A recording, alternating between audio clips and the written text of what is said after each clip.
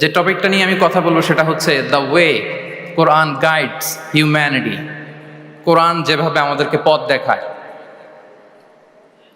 কোরআন যেভাবে আমাদেরকে ইনস্ট্রাকশন দেয়, কিভাবে কোরআন আমাদেরকে গাইড করে, এই টপিকটা নিয়ে কথা বলবো। তো আমি শুরুতেই কালামুল্লাহ মাজিদের একটি আয়াত তেলাওয়াত করেছি যেখানে আল্লাহ তাআলা কোরআনের 4টি ফিচার একসাথে উল্লেখ করেছেন। আল্লাহ তাআলা কোরআনকে এই আয়াতে বলেছেন যে ওয়ানাজ্জালনা আলাইকাল কিতাবা তিবয়ানান লিকুল্লি শাই। নবী হে, আমি আপনার কাছে এই কোরআনকে পাঠিয়েছি তিবিয়ান। তিবিয়ান মানে হচ্ছে clarification, explanation for all things, সব কিছুর ব্যাখ্যা। কোরআন হচ্ছে সব কিছুর সুস্পষ্ট ব্যাখ্যা, এবং এটা হচ্ছে হুদা। 2 নম্বর ফিচার হচ্ছে কোরআন হচ্ছে হুদা, গাইডেন্স, যেটা আপনাদের এই কনভেনশনের থিমের সাথে প্রাসঙ্গিক, কারণ এবারের কনভেনশনের থিম হচ্ছে আল কোরআন গাইডেন্স ফর হিউম্যানিটি। তো কোরআন 1 নম্বরে হচ্ছে ক্লারিফিকেশন বা এক্সপ্লেনেশন, তারপর কোরআন হচ্ছে গাইডেন্স, এরপর আল্লাহ বলেছেন রাহমা, মার্সি, এবং আয়াতের সবশেষে আল্লাহ বলেছেন যে এটা হচ্ছে বুশরা লিল মুসলিমিন, glad tidings for the believers. তো এই 4টা ফিচারের মধ্যে আমি কোরআন যে হুদা, কোরআন যে গাইডেন্স, এটা নিয়ে কিছু আলোকপাত করবো ইনশাআল্লাহ বিইذনিল্লাহ। আমরা রমাদানের আয়াত সবাই জানি, সূরাতুল বাকারাতে রমাদান নিয়ে যে আয়াতটি এসেছে ওই আয়াতও আল্লাহ তাআলা কোরআনকে গাইডেন্স বলেছেন, শাহরু রমাদানাল্লাযী উনজিলা ফীহিল কুরআন। তারপর কি? হুদাল লিন্নাস, গাইডেন্স ফর হিউম্যানিটি। এবং এই গাইডেন্সটা এটা সবার জন্য। অন্য আয়াতে আল্লাহ তাআলা বলছেন ইন হুয়া ইল্লা যিকরা লিল আলামিন। এই কোরআনটা হচ্ছে রিমাইন্ডার ফর হোল ওয়ার্ল্ড, গোটা বিশ্বের জন্য কোরআনটা হচ্ছে গাইডেন্স বা reminder, including jinnkind and mankind. যদি প্রথম আয়াতে আল্লাহ বলেছিলেন বুশরা লিল মুসলিমিন, কিন্তু এই আয়াতে আমরা দেখলাম যে এটা হচ্ছে যিকরা লিল আলামিন, গোটা বিশ্বের জন্য এটা রিমাইন্ডার, ম্যানকাইন্ডের জন্য রিমাইন্ডার, জিনকাইন্ডের জন্য রিমাইন্ডার। এবং জিনেরা, জিনকাইন্ড, জিন জাতি এটা স্বীকার করেছে যে কোরআন মানুষকে পথ দেখায়, বিশ্ববাসীকে পথ দেখায়।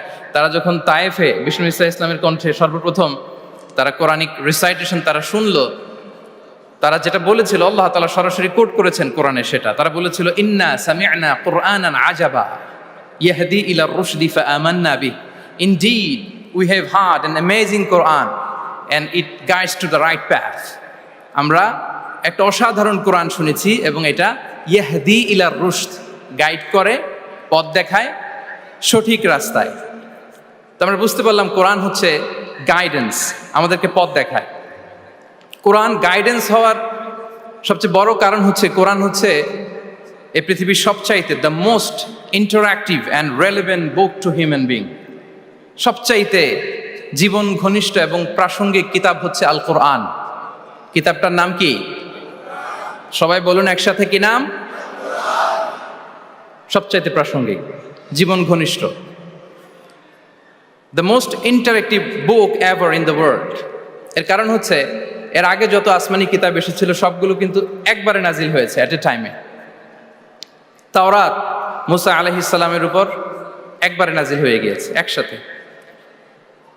ইনজিল ঈসা আলাইহিস সালামের উপর একবারে নাজিল হয়েছে। জাবুর দাউদ আলাইহিস সালামের উপর একবারে নাজিল হয়েছে। কোরআনও কি একবারে নাজিল হয়েছে? হ্যাঁ, একবারে নাজিল হয়েছে না, 23 বছরের 23 ইয়ার্সের লং পিরিয়ড অফ টাইমে একটু একটু করে নাজমান নাজমান হাসবা হাওয়াইজিল বাশার, মানব জাতির প্রয়োজনের তাগিদে, তাই না, প্রেক্ষাপটের আলোকে নাজিল হয়েছে।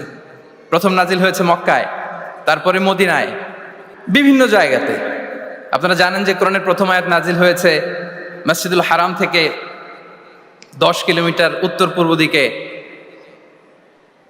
জাবালে নূর আছে, একটা পাহাড়, 634 মিটার উঁচুতে একটা কেইভ আছে, গারে হেরা। ওই হেরা গুহায় শুরু হলো কোরআনের এই নাজিল হওয়ার প্রক্রিয়া। এরপর রাসূল সাল্লাল্লাহু আলাইহি ওয়াসাল্লাম মক্কা থেকে মদিনায় গেলেন, সেখানেও নাজিল হতে লাগলো। এই কোরআন কখনো নাজিল হয়েছে ঘরের ভেতরে,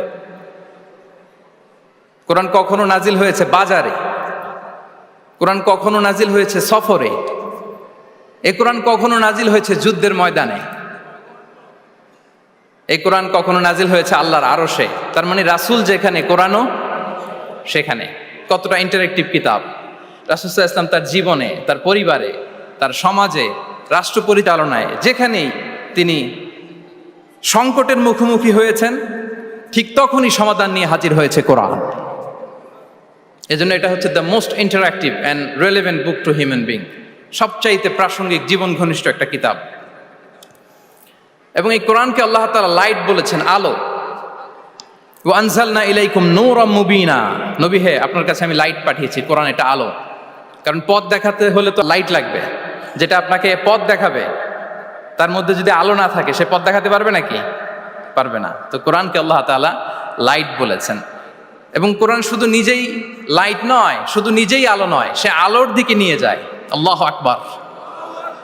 আলিফ লাম রা, কিতাবুন আনজালনাহু ইলাইকা লিতুখরিজান নাসা মিনাল যুলুমাতি ইলান নূর। I've revealed this book unto you, O Muhammad, in order to lead the mankind out of darknesses into the light. অনেকগুলো অন্ধকার থেকে একটি আলোর দিকে, মহাসত্যের দিকে নিয়ে যাওয়ার জন্য আমি কোরআন পাঠিয়েছি। সুবহানাল্লাহ বিহামদি। এবং একটু খেয়াল করে যদি আমরা দেখি যে একটি পুরো জাতি, একটি পুরো গোষ্ঠীর জীবনধারা পাল্টে দিয়েছিল কোরআন, যাদের লেখাপড়া জানা ছিল না, অক্ষর জ্ঞানহীন একটা জাতি, একটা ভূখণ্ডের জীবনধারা পাল্টে দিয়েছে এই কোরআন। কোরআন যেমনি আলো, তার পাশাপাশি কোরআন হচ্ছে ক্রাইটেরিয়ান। কোরআন সত্য এবং মিথ্যার মধ্যে পার্থক্য তৈরি করে দেয়। আপনি কোরআনের লেন্স দিয়ে যদি এই বিশ্বকে পরখ করতে চান, কোরআনের লেন্স দিয়ে যদি এই পৃথিবীকে আপনি পরখ করেন, তাহলে দেখবেন যে কোনটা সত্য কোনটা মিথ্যা আপনার সাথে, আপনার কাছে এটা সুস্পষ্ট হয়ে যাচ্ছে, ঠিক কি না?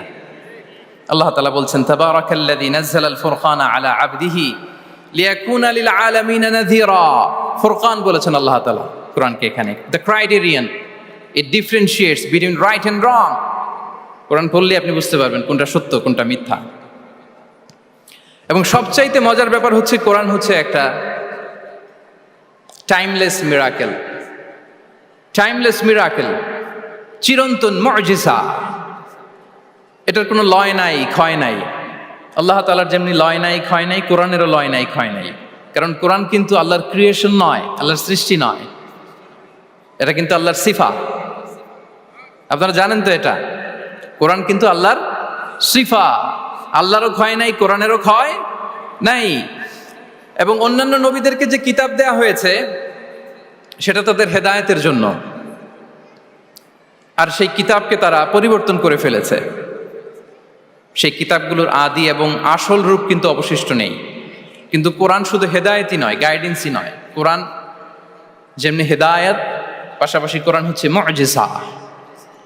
কোরআনের আছে সংখ্যাতাত্ত্বিক মুজিজা, ভাষা শৈলীর মুজিজা, সায়েন্টিফিক মিরাকেল, মহাবিশ্বের মহাবিশ্বয় মহাগ্রন্থ আল কুরআন আল কারীম অপরিবর্তনীয়।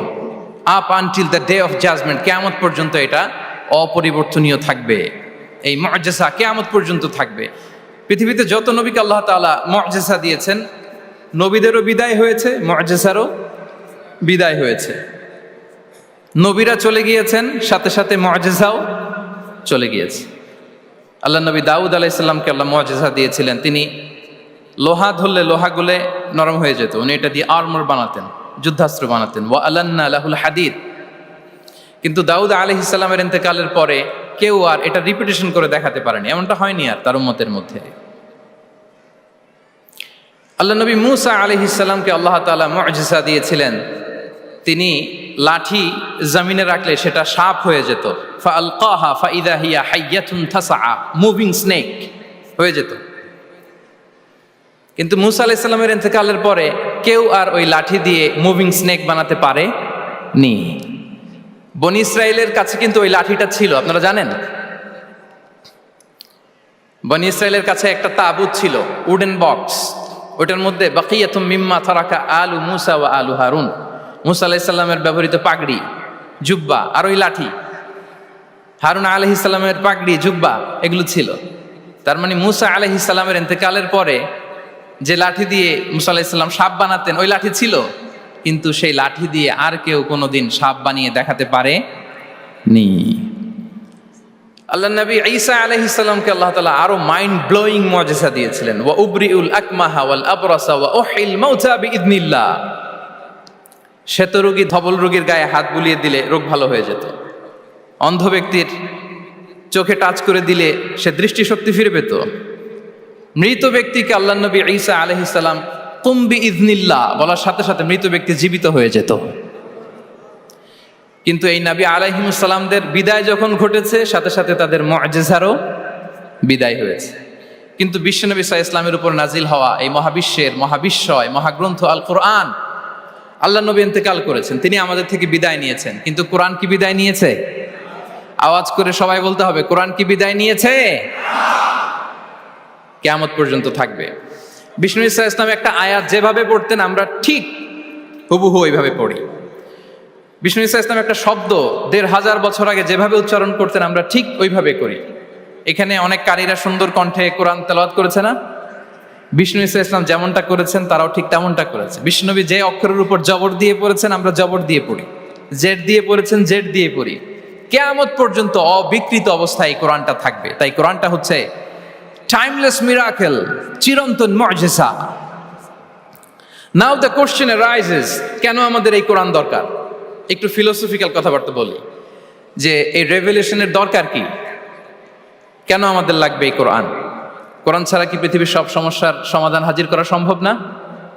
এই পৃথিবীর সায়েন্টিস্টরা, ফিলোসোফাররা, জ্ঞানী ব্যক্তিরা অনেক সমস্যার সমাধান করেছে, কিন্তু সব সমস্যার সমাধান হাজির করতে পারে নি। এজন্য আল্লাহ তাআলা যুগে যুগে নবীদের মাধ্যমে আসমানি কিতাব পাঠিয়েছেন, গাইডেন্স পাঠিয়েছেন, রেভেলেশন পাঠিয়েছেন। এবং আল্লাহ তাআলার পাঠানো যত রেভেলেশন গাইডেন্স এই পৃথিবীতে এসেছে সেগুলো সবচেয়ে লেটেস্ট ভার্সন হচ্ছে কোরআন। সবচেয়ে লেটেস্ট ভার্সন হচ্ছে কোরআন। আচ্ছা, আমরা যদি একটু খুঁজে দেখি যে কোরআন ছাড়া আমরা কি বুঝতে পারতাম না, আমরা যদি একটু প্রশ্ন করি, কোরআন ছাড়া যেটা আমরা বুঝতে পারতাম না সেটা হচ্ছে ওয়াননেস অফ গড, স্রষ্টা যে একজন, এটা আমরা বুঝতে পারতাম না, ক্লিয়ারলি বুঝতে পারতাম না। কেউ হয়তো ভাবতাম দুইজন তিনজন। আর যারা বুঝতে পারতো যে না, এই মহাবিশ্বের একজন নিয়ন্ত্রক থাকতে হবে, একজন কন্ট্রোলার থাকতে হবে, তারাও ওই গডের ফিচার কি, পরিচয় কি, ইন ডিটেইল তারা বুঝতে পারতো না। দেখেন, এত রেভেলেশন, এত আসমানি কিতাব আসার পরও এখনো অনেক মানুষ সূর্যের পূজা করে, চন্দ্রের পূজা করে, আগুনের পূজা করে না? কথা বলেন, করে না? করে। সূর্যকে পূজা করার অনেক রিজন ছিল। আমি ভেবে দেখেছি যে সূর্যকে মানুষ কেন পূজা করতে, এর কারণ বাহ্যিক দৃষ্টিতে সূর্যই সবচেয়ে শক্তিশালী। সূর্যের চেয়ে শক্তিশালী কিছু আর পৃথিবীতে দেখা যায় না। আর সূর্যের আলো ছাড়া পৃথিবীতে কেউ বাঁচেও না। মানুষের যে হার্ট অ্যাটাক করে, স্ট্রোক করে, বা আমাদের মুরব্বীদের অনেকের যে পায়ে ব্যথা, কোমরে ব্যথা, এটা কিন্তু রাতে বেশি হয়, জানেন? রাতের সাথে রোগের একটা সম্পর্ক আছে। এর কারণ রাতের বেলায় সূর্যের আলো নাই, ফলে মানুষ অসুস্থ হয় বেশি। এই কারণে প্রাচীনকাল থেকে মানুষ সূর্যের পূজা করত। আল্লাহ নবী ইব্রাহিম আলাইহিস সালাম, উনিও প্রথমে ভেবেছিলেন তারাই কি আমার রব, চাঁদই কি আমার রব, সূর্যই কি আমার রব। ভাবতে ভাবতে তিনি মহাসত্যের সন্ধান পেয়েছেন। তো এটা আমরা উদ্ধার করতে পারতাম না যে আসলে আমাদের স্রষ্টা কে। আর আমাদের মধ্যে যারা চিন্তাশীল তারা হয়তো আমরা ভেবে একটা কুল কিনারা করতে পারতাম যে না, একজন স্রষ্টা থাকতেই হয়, না থাকলে কেমন করে হয়, কেউ না কেউ আছেন। কিন্তু তিনি যে ক্ষমাশীল, অনেক পাপ করে ক্ষমা চাইলে যে তিনি ক্ষমা করে দেয়, এটা আমাদের জানা থাকতো না, ঠিক কিনা? তিনি যে মহাজ্ঞানী, মনে মনেও যেটা ভাবি এটা উনি ধরে ফেলেন, এটা আমরা বুঝতাম না। ৯৯টা সুন্দর সুন্দর নাম দিয়ে আল্লাহ তাআলা তার পরিচয় দিয়েছেন, এত ডিটেইল, এত নিখুঁত, এত জোরালো ভাবে। ওয়াননেস অফ গডের যে কনসেপ্ট, এটা রেভেলেশন না আসলে, কোরআনিক গাইডেন্স না আসলে আমরা বুঝতে পারতাম না। আর আমরা কি বুঝতে পারতাম না? আমাদের এই পৃথিবীতে আসার কারণ কি, আমাদের পারপাস অফ লাইফ কি, এটা আমরা উদ্ধার করতে পারতাম না। ভবঘুরের মতো ঘুরে বেড়াতাম, খেতাম, কাজ করতাম, পৃথিবী আবাদ করতাম, ডেভেলপমেন্ট হতো, উন্নতি হতো, কিন্তু আসলে পারপাস অফ লাইফ কি এটা আমরা উদ্ধার করতে পারতাম না। কোরআন এটা আমাদেরকে ক্লিয়ার করেছে, ওমা খালাকাতুল জিন্না ওয়াল ইনসা ইল্লা লিয়াবুদুন। আমাদের পারপাস অফ লাইফ হচ্ছে slavery. We all are the slave of Allah. দাসত্বের জন্য আমরা তৈরি হয়েছি। আর most interestingly, life after death, এটার ব্যাপারে আমাদের ক্লিয়ার কাট কোনো ধারণা থাকতো না। এই যে আমরা এখন বাই সিকুয়েন্স জানি যে আমরা মারা যাব, এরপরে কবরের আযাব, এরপরে আল্লাহর সুপ্রিম কোর্টের কাঠ গড়ায় আমাদেরকে দাঁড়াতে হবে। এরপরে হয় জান্নাত নয় জাহান্নাম, এবং সেটা আজীবন চিরকালের জন্য। In detail life after death সম্পর্কে আমাদের নিজেরা চিন্তা গবেষণা রিসার্চ করে কি এটা জানা সম্ভব ছিল? বলেন, কথা বলেন, কথা বলেন। জানা সম্ভব ছিল না। কোরআন মৃত্যুর পরের জীবনকে নিশ্চিত করেছে, এবং এই যে লাইফ আফটার ডেথ, মৃত্যুর পরের জীবন আসলে আমাদেরকে হোপফুল করে, আশাবাদী করে। কারণ আমরা বিশ্বাস করি আমাদের হারানোর কিছু নাই। আমরা যদি কাউকে হারাই সাময়িক কষ্ট পাই, কিন্তু আমরা জানি আমাদের আবার দেখা হবে। এই যে আমরা কিছুদিন আগে আমাদের প্রিয় আল্লামাকে হারিয়েছি, ঠিক কিনা? কিন্তু আমরা এই ভেবে বুকে আশা বেঁধে রাখি যে আমরা এই দুনিয়াতে তাকে মিস করেছি, কিয়ামতের ময়দানে আল্লাহর জান্নাতে এই কোরআনের বুলবুলির কণ্ঠে আমরা আবার কোরআন শুনতে পাবো। সাময়িক বিচ্ছেদের কিছু তো নাই। আমার আব্বাকে হারিয়েছি, আম্মাকে হারিয়েছি, বন্ধুকে হারিয়েছি, টিচারকে হারিয়েছি, আমি পাবো, তাদেরকে পাবো, হারাচ্ছি না। এই বিচ্ছেদ সাময়িক। এবং আখিরাত আসলে থাকতেই হবে। অন্যান্য অনেক ধর্ম আখিরাতের ব্যাপারে বলে, কিন্তু ইসলামের মতো এত ইন ডিটেইল নিখুঁতভাবে বলতে পারেনি। পুনর্জন্মবাদের কথা আপনারা শুনেছেন, ভালো করলে ভালো হয়ে আবার আরেক জন্মে আসবো, খারাপ করলে কুকুর হয়ে জন্মাবো, হ্যাঁ, বিড়াল হয়ে জন্মাবো, এরকম কথা অনেক ধর্ম বলে। কিন্তু ইসলাম এত সুন্দরভাবে দ্য কনসেপ্ট অফ আখিরা আমাদের সামনে হাজির করেছে। আল্লাহু আকবার। এটা হিউম্যান ব্রেইন দিয়ে ওই ব্যাপারে আমাদের কোনো কিছুই জানার সুযোগ ছিল যদি আল্লাহ তাআলা কোরআনিক গাইডেন্স না পাঠাতেন। এবং আখিরাত আসলে থাকতেই হবে। ইফ দেয়ার ইজ নো আখিরা, then this worldly life would be a joke. আখিরা না থাকলে তো এটা একটা joke, it's a fun, it's a rubbish thing. আখিরা থাকতেই হবে, কারণ অনেক কিছু পৃথিবীতে সেটেল হয়নি, সেটেল হয় না। আপনাকে মেরেছে, কাউকে হত্যা করেছে, কাউকে গুম করেছে, পৃথিবীর কেউ জানে নাই, তো এটা সেটেলমেন্ট হওয়া লাগবে না? কথা বলেন না কেন? There are plenty of issues are abandoned, unsettled. অনেক ইস্যু আছে, সেটেল হয় নাই, এগুলো সেটেল হবে। কড়াই গন্ডায় হিসেব চাওয়া হবে, যত ঋণ সেদিন আদায় করা হবে। চিল্লায় বলেন ঠিক কিনা? এজন্য আখিরাত লাগবে। এবং আখিরাত যদি না থাকে, এই পৃথিবীতে আমরা কোনো বিচার কার্যক্রম পরিচালনা করলেও ওইটা ইনসাফপূর্ণ হওয়া সম্ভব না। কোনো বিচার ইনসাফপূর্ণ হতে পারে না যদি আখিরাত না থাকে। ফর এন এক্সাম্পল, খেয়াল করে উত্তর দিবেন। একজন মানুষ 10 জনকে হত্যা করলো। কয়জনকে? সবাই বলুন, কয়জনকে? এখন তার বিচার করা হচ্ছে, বিচারের রায় আসলো ডেথ পেনাল্টি, মৃত্যুদণ্ড। কিন্তু তাকে কয়টা মৃত্যুর স্বাদ দেওয়া যাবে বলেন? হ্যাঁ, কয়টা? উনি মারছিল কয়টা?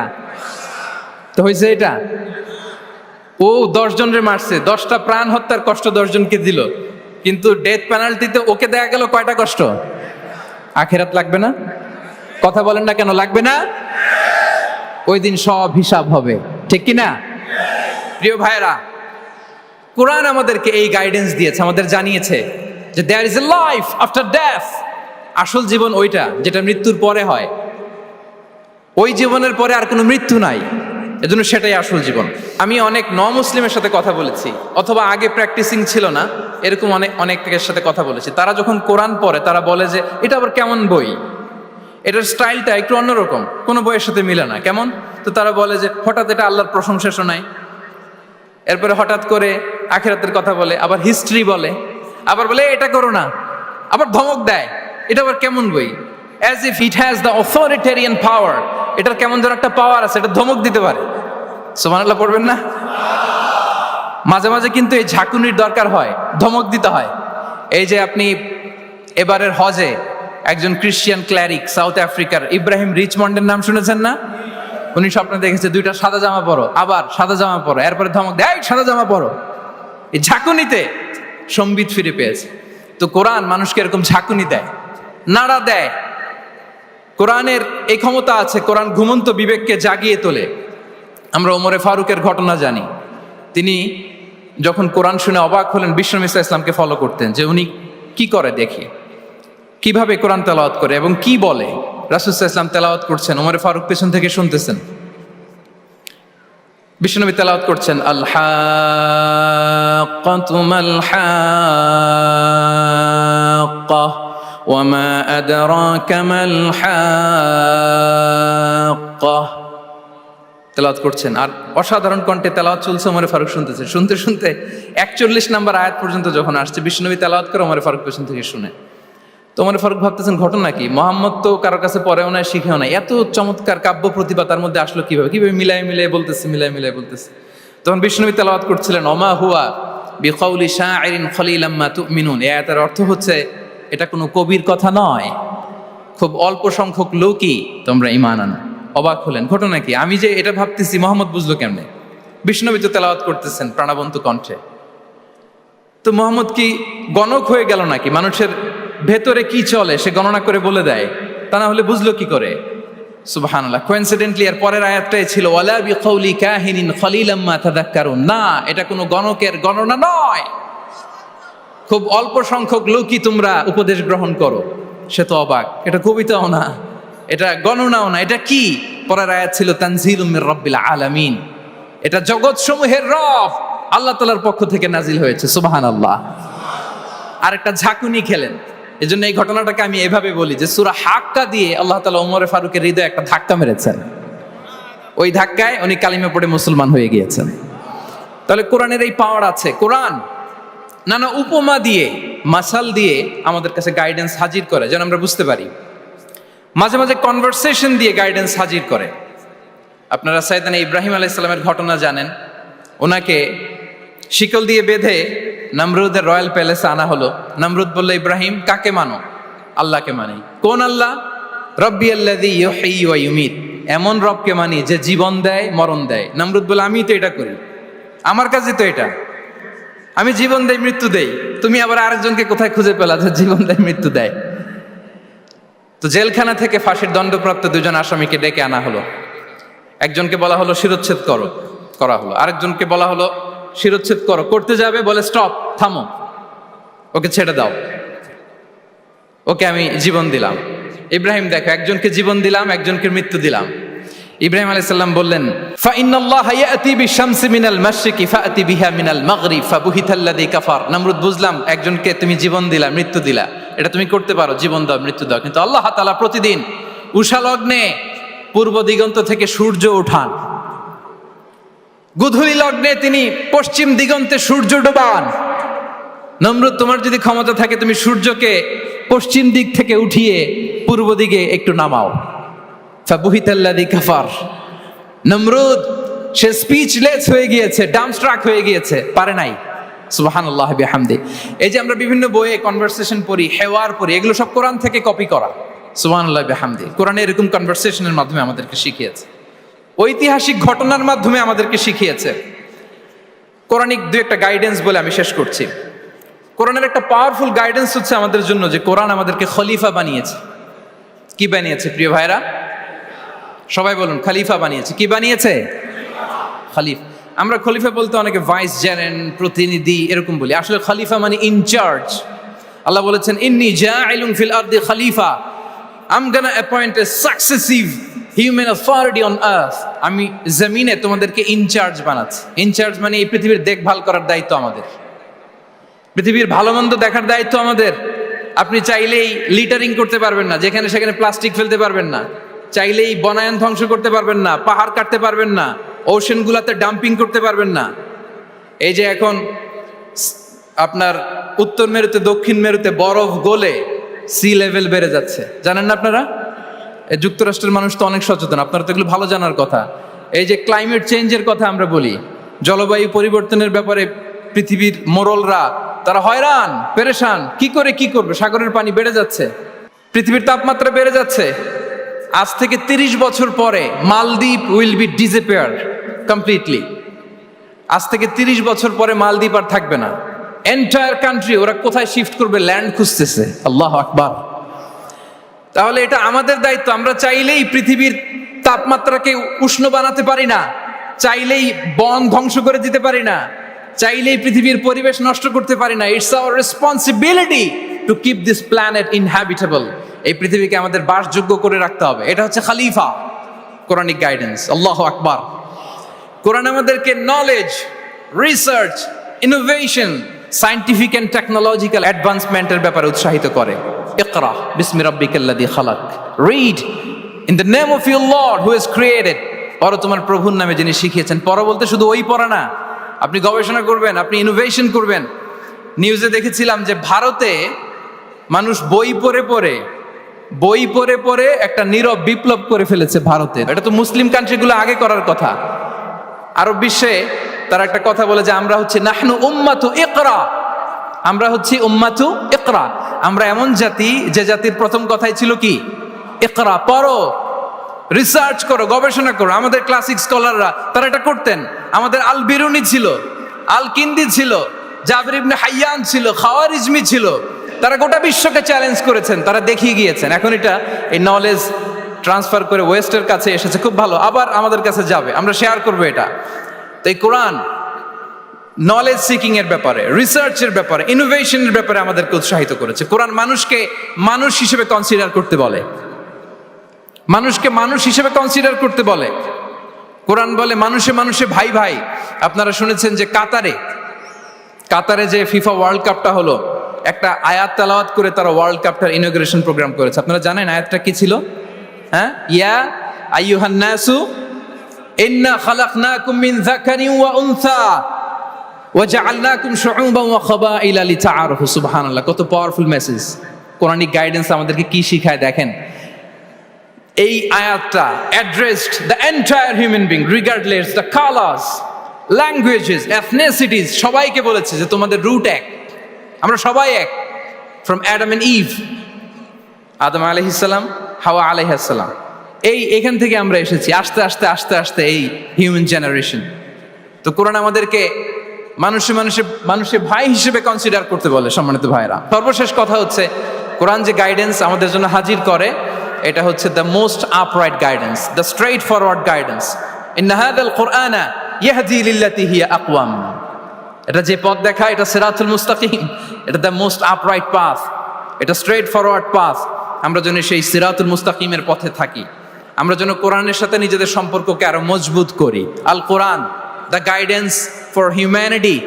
এই কনভেনশন তখনই সার্থক হবে যখন আমরা শপথ নিতে পারবো যে আমরা কোরআনের সাথে সম্পর্ক, অ্যাটাচমেন্ট, এটা আরো গভীর থেকে গভীরতর করব। কারণ কোরআন আমাদেরকে শুদ্ধাচার শিখায়, এটা হচ্ছে লাইফ ম্যানুয়াল।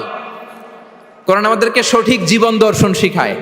তাই প্রিয় ভাই এবং বোনেরা, আসুন কোরআনের সাথে আমরা আমাদের সম্পর্ককে আরো গভীর থেকে গভীরতর করি। কারণ কোরআনের সাথে সম্পর্ক গভীর করার মধ্যেই রয়েছে আমাদের আলোক স্নাত মুক্তি। আল্লাহ তাআলা আমাদের সবাইকে কথাগুলো বোঝার ও আমল করার তৌফিক দান করুক। হাযা মা ইনদি ওয়াল ইলমু ইনদাল্লাহ আলাইহি তাওয়াক্কালতু ওয়া ইলাইহি উনীব। আসসালামু আলাইকুম ওয়া রাহমাতুল্লাহি তাআলা ওয়া বারাকাতুহু।